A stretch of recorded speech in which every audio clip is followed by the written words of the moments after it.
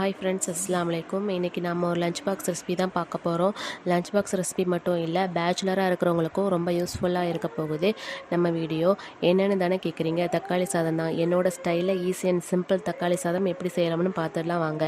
அதுக்கு ஃபஸ்ட்டு ஒரு கடாயை எடுத்து ஸ்டவ் ஆன் பண்ணி வச்சு, கடாய் ஹீட் ஆனதும் ஆயில் சேர்த்து கடுகு பொட்டுனதும் கருவேப்பிலை சேர்த்துக்கலாம்.